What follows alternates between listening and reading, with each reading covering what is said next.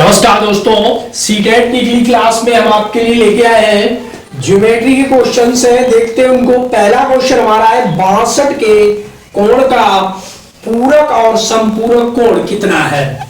कह रहा है कि 62 के कोण का, ये है 62 डिग्री कोण का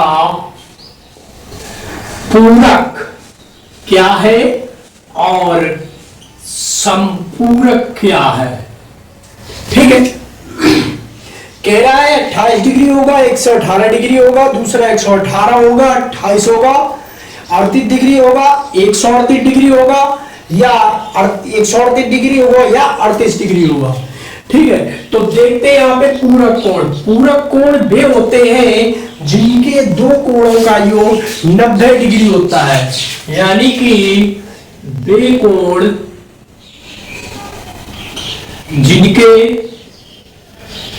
दो कोणों का योग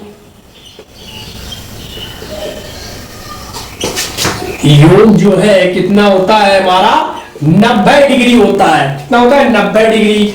ठीक है, तो जब एक कोण मान लीजिए ए बराबर हमें 62 डिग्री दिया है तो बी बराबर क्या होगा, तो ये कोण बी बराबर हमारा हो जाएगा 90 माइनस 62। ठीक है, तो ये हमारा बचेगा कितना 28 डिग्री। ठीक, तो पूरक कोण यहां पे दूसरा कितना होगा 28 डिग्री का होगा। अब दोस्तों बात करें अब 62 का संपूरक, तो अगर हम संपूरक की बात करें तो हमारा संपूरक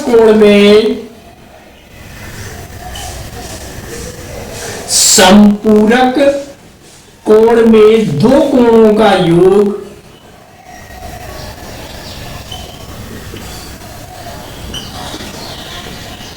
ये होता है 180 डिग्री। संपूरक कोण में दो कोणों का योग होता है 180 डिग्री और हमें एक कोण दिया है 62 डिग्री, तो हमारा संपूरक कोण होगा 180 माइनस 62। तो यहां पे कितना बचेगा 138 डिग्री। ठीक है, तो यहां पे हमारा ऑप्शन नंबर आया, सॉरी 118 डिग्री बचेगा। यहां पे कितना बचेगा 118 डिग्री। ठीक है, तो हमारा ऑप्शन नंबर ए सही है, जिसमें ऑप्शन दिखा रहा है 28 डिग्री और 118 डिग्री। तो आप यहां पे समझे। अब हम आते हैं दूसरा क्वेश्चन लेके आपके लिए। दोस्तों यहां पे कह रहा है कि एक कोण अपने संपूरक कोण का 1/5 है, तो कोण का माप है 30 डिग्री है, 45 डिग्री है, 42 डिग्री है या 38 डिग्री है। दोस्तों देखते हैं, कह रहा है एक कोण अपने संपूरक कोण का कितना है 1/5 है। एक कोण अपने संपूरक कोण का 1/5 है। ठीक है, हमें पता है कि संपूरक कोण के मतलब दो संपूरक कोण होते हैं जिन दो कोणों का योग कितना होता है 180 डिग्री। कितना होता है 180 डिग्री होता है। ठीक है, तो हम क्या करें, हमने कोण लिया x एक कोण हमने ले लिया।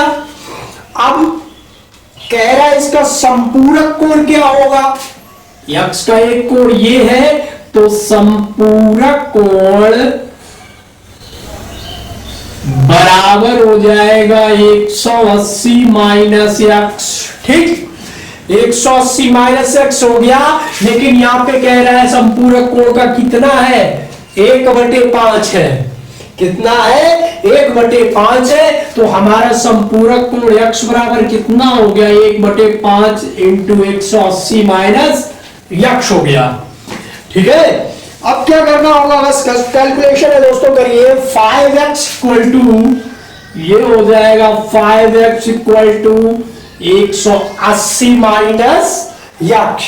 कितना हो गया 180 माइनस x डिग्री रख दो।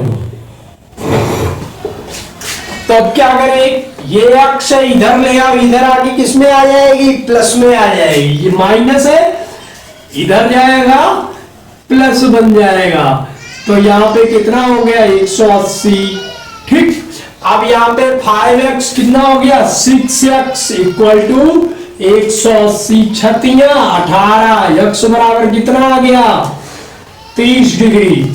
तो हमसे क्या पूछा था, अपने संपूरक कोण का 1/5 है, कोण की माप क्या है 30 डिग्री है। ठीक है, पहला ऑप्शन छाप दो ये। ठीक, देखते हैं अगला क्वेश्चन, मजा आएगा आज। तो दोस्तों कह रहा है अगला क्वेश्चन कि एक त्रिभुज के तीनों कोणों का अनुपात जो दिया है आपको 2:3:7 है। 3 कोण है क्वेश्चन में, तो आपको दिख ही रहा है। तो सबसे बड़े कोण की माप क्या होगी, तो सबसे बड़े कोण 70 डिग्री, 140 डिग्री, 105 डिग्री या 90 डिग्री।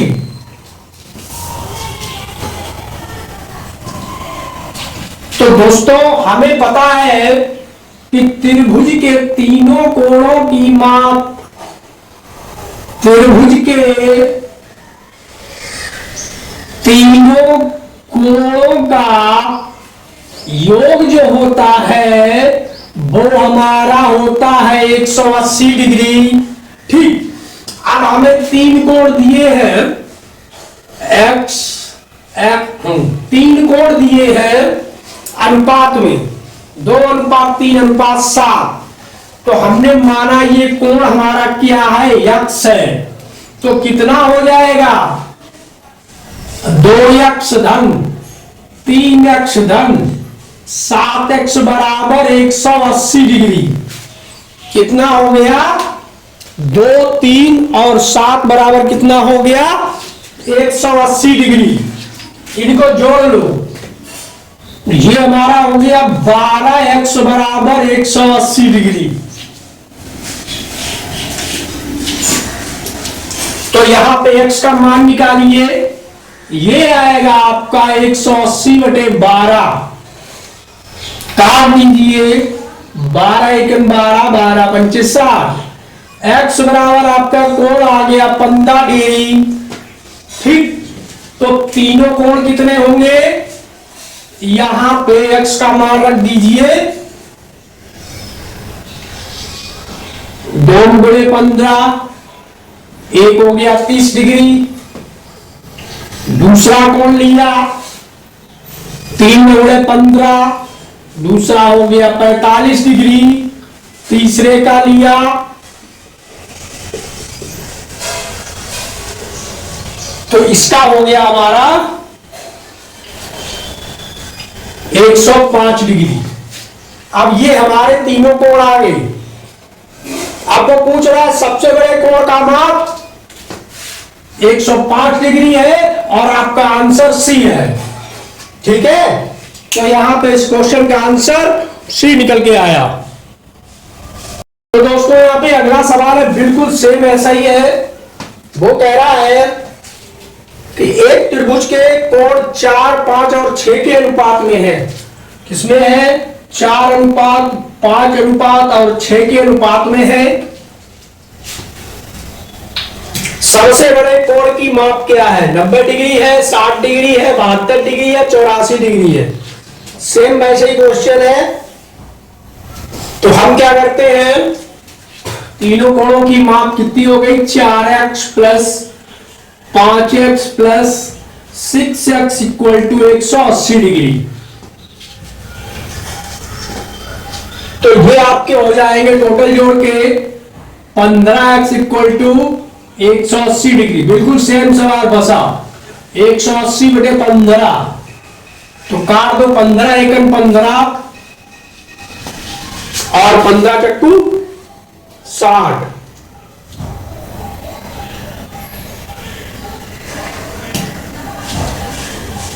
तो यहां पे कितने बचे 15 एकम 15, 3 बचे 15 दूनी 30। तो x बराबर आ गया आपका 12 डिग्री। अब यक्स का मान सारे में रख दो, जो जो हमने माने थे। पहला कोण था हमारा 4x, एक आ गया 48 डिग्री। दूसरा कोण था हमारा 5x,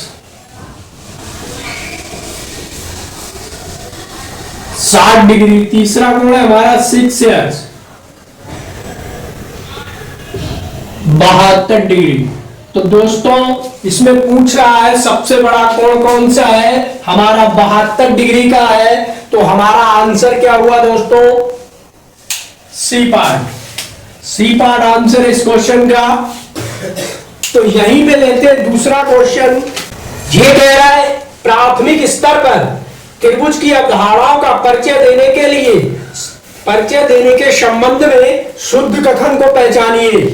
पहला ऑप्शन है संभ्रांति से बचने के लिए बच्चों को केवल समबाहु त्रिभुज ही प्रस्तुत कराने चाहिए, नहीं। दूसरा कह रहा है विद्यार्थियों के समक्ष विभिन्न प्रकार के त्रिभुज प्रस्तुत किए जाने चाहिए परंतु अन्य आकृतियों से दूर रखना चाहिए। तीसरा ऑप्शन कह रहा है विद्यार्थियों के समक्ष सभी प्रकार के त्रिभुज व अन्य आकृतियां भी प्रस्तुत करानी चाहिए। और डी कह रहा है कि सबसे पहले त्रिभुज की परिभाषा दे देनी चाहिए। तो देखो बच्चों, ये यहां पे सामने जो आपका सी ऑप्शन है इसे ध्यान से पढ़ो। विद्यार्थियों के समक्ष सभी प्रकार के त्रिभुज व अन्य आकृतियां भी प्रस्तुत करनी चाहिए। जब आप विद्यार्थियों के समक्ष सब चीजें प्रस्तुत करोगे तभी तो उनकी समझ में आएगा कि त्रिभुज की अवधारणा क्या है, चतुर्भुज कैसा होता है, आयत कैसा होता है या वर्ग कैसा होता है। ठीक है, तो इस क्वेश्चन में हमारा ऑप्शन नंबर सी बिल्कुल सही है। ठीक है, चलिए आगे बढ़ते हैं। दूसरा क्वेश्चन है पाइथागोरस प्रमेय को सिखाने के लिए एक शीट वितरित की जिसमें क्या होगा, पाइथा शीट में समकोण त्रिभुज वाले 4 त्रिभुजों को खींचा गया और विद्यार्थियों को त्रिभुज की भुजाओं के बीच संबंध खोजने के लिए कहा जाता है। उपर्युक्त विधि परिस्थिति में शिक्षक ने क्या प्रयोग किया, ठीक है, निगमन विधि का, व्याख्यान विधि का, प्रयोगशाला विधि का या आगमन विधि का। तो यहां पे हमने बताया था आगमन विधि में क्या होता है,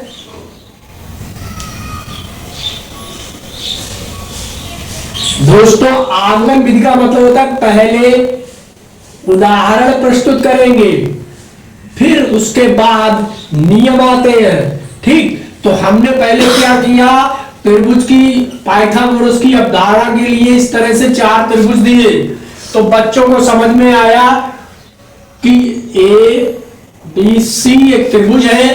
तो इसमें ये हमारा आधार है, ये हमारा लंब है और ये हमारा कर्ण है। ठीक, तो पाइथागोरस की प्रमेय कहती है कि अगर हम लंब को ए मान लें, आधार को बी मान लें और कर्ण को सी मान लें तो ये हो जाएगा सी स्क्वायर बराबर ए स्क्वायर प्लस बी स्क्वायर, यानी कि कर्ण पर का बना वर्ग शेष दोनों भुजाओं के बने वर्गों के योगफल के बराबर होता है। तो दोस्तों इसमें ऑप्शन नंबर आपका डी सही है जो आगमन विधि के बारे में बता रहा है। ठीक है, चलिए अगला क्वेश्चन यहां पे है, ये कह रहा है निम्नलिखित में से किन अक्षरों में क्षैतिज और ऊर्ध्वाधर सममित रेखाएं होती हैं। तो यहां पे आपको अक्षर दिए हैं एक्स, दूसरा है सी, तीसरा है वाई और चौथा है ए। ये 4 अक्षर दिए गए हैं और इसमें कह रहा है कि किन अक्षरों में क्षैतिज और ऊर्ध्वाधर सममित दोनों रेखाएं हैं।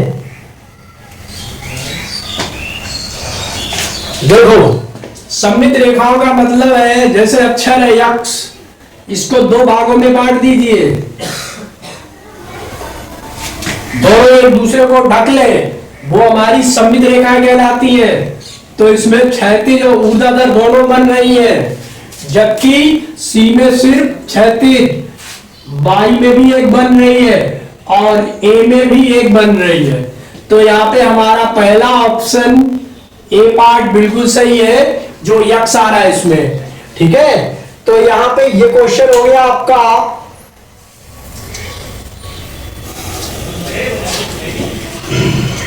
चलिए एक अगला क्वेश्चन और है, देखते हैं इसको।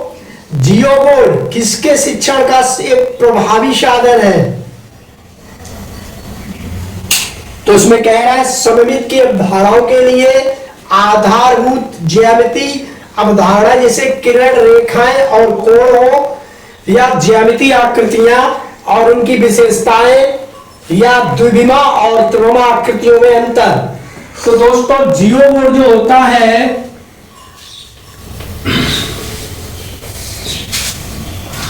इस तरह का एक जियो बोर्ड बना होता है, जिसमें कई पैटर्न से बिंदु टाइप किए होते हैं। अब इन बिंदुओं से आप मान लीजिए हमने आयत की अवधारणा दी, या ये हमारा वर्ग बना लगभग। दूसरा हमने क्या किया, यहां से त्रिभुज बन रहा है, कहीं से हमारा अधिक कोण बन रहा है। इस तरह से एक जियो बोर्ड होता है। ठीक, यानी जियो ये बोला जाता है, ये जियो वाला जियो नहीं होता है, जियो बोर्ड। ठीक, तो इसके अंतर्गत हम क्या समझते हैं, ज्यामिति आकृति और उनकी विशेषताएं। ज्यामिति आकृति